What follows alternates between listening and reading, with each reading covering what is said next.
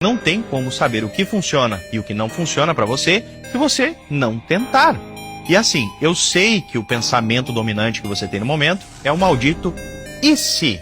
E se der errado? E se eu falhar? E se o relacionamento não funcionar? E se o emprego não for bom? Mas para isso, a resposta é muito óbvia. E se der certo? E se esse negócio vingar? E se o relacionamento for maravilhoso? E se o emprego for incrível? A discrepância de consequências é gigantesca, porque de um lado você tem a tentativa, que caso seja frustrada e não dê certo, você vai precisar dar 1 ou 2 passos para trás e recomeçar, mas não vai acabar com a sua vida. E do outro lado, se a tentativa funcionar, isso pode mudar toda a sua vida a partir de uma única decisão. Então a balança das decisões pesa muito mais para tentar do que para ficar com receio e não sair do conforto. Porque mesmo que você tente e erre, você não perdeu absolutamente nada, porque você ainda sai ganhando experiência sobre o que não funciona para você. E se isso der certo? Essa pergunta quase nunca aparece na sua cabeça, né? O que surge é sempre o contrário. E se der errado? E se eu falhar? E se eu passar vergonha? E se eu perder tempo? E se eu não for bom o bastante? Você acorda todo dia negociando com o medo, fazendo acordos silenciosos com a sua própria limitação. Chama isso de prudência, maturidade, realismo. Mas no fundo, é só medo mesmo. Medo de tentar e descobrir do que você realmente é capaz.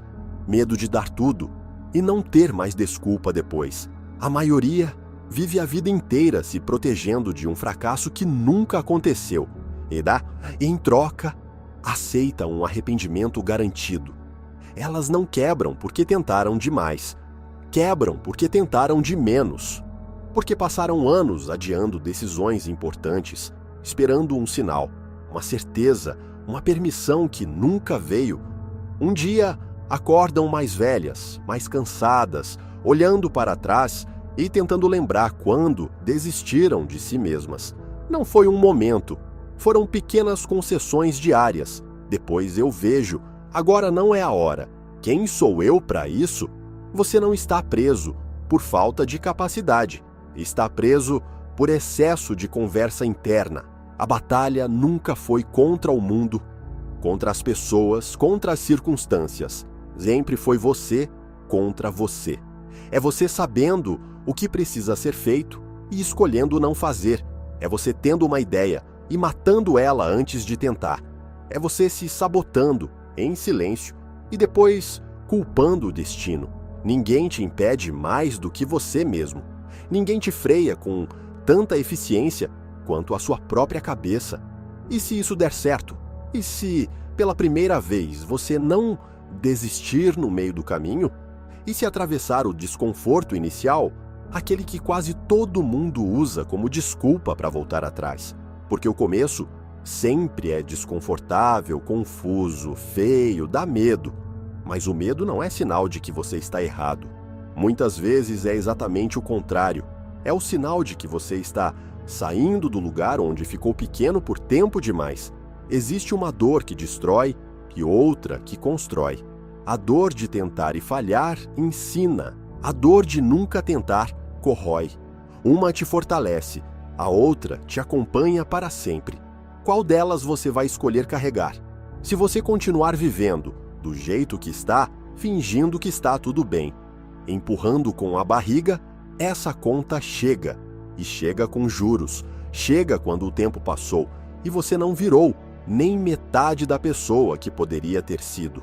Você tem cérebro, capacidade de decisão, consegue aprender, mudar, crescer mais em 2 anos de ação do que em 10 de intenção. Mas nada disso importa se continuar se tratando como alguém que não merece apostar em si mesmo. É curioso como somos rápidos para acreditar nos limites e lentos para acreditar no potencial. Como se duvidar de si fosse humildade e acreditar fosse arrogância. Não é. Acreditar em si mesmo é responsabilidade. É assumir que você não pode desperdiçar o que recebeu. O maior medo não é falhar. É chegar no final e perceber que se escondeu a vida inteira, que viveu uma versão diluída de quem poderia ter sido, que escolheu o conforto imediato e pagou com anos de frustração silenciosa. Você vai falhar, claro. vai errar, cair, se frustrar. Mas falhar não é o oposto de avançar. Parar é o oposto. Sentir medo não significa que você é fraco, significa que se importa. O problema é deixar o sentimento decidir por você. Mesmo se sentindo mal, você ainda pode agir.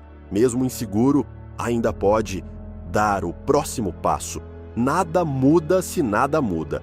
O que separa quem atravessa de quem fica parado não é talento puro, nem sorte. É comprometimento. É decidir que isso importa mais do que o conforto. Que merece esforço diário. Que você não está brincando com a própria vida. Quando tudo der errado, quando ninguém aplaudir, quando aí o caminho parecer longo demais, ainda resta uma pergunta brutal. Você vai continuar ou vai desistir? Desistir tem garantia. Nada muda. Continuar mantém a possibilidade viva e possibilidade é tudo o que você precisa. E se isso der certo? E se daqui a alguns anos você olhar para trás e perceber que aquele dia em que decidiu agir, mesmo com medo, foi o ponto de virada? E se construir algo que hoje parece distante demais?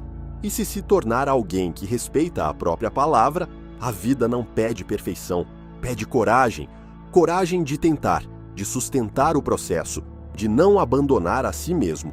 O medo e o desconforto vão continuar existindo. A diferença é, se você agir apesar deles, você cresce. Se esperar eles sumirem, você fica exatamente onde está. Então, a pergunta final não é se você consegue, é se você vai se permitir tentar de verdade. Porque se isso der certo, não muda só o resultado. Muda quem você se torna. E isso muda tudo. Faz agora. Não porque é fácil ou confortável, mas porque continuar do jeito que está já não é uma opção. Se esse vídeo te tocou, se você sentiu aquele fogo acender aí dentro, não deixa isso morrer. Se inscreve no canal agora, ativa o sininho para não perder nenhum conteúdo, que pode ser o empurrão que falta para você finalmente agir. Vamos juntos transformar intenção em ação. Te vejo no próximo vídeo.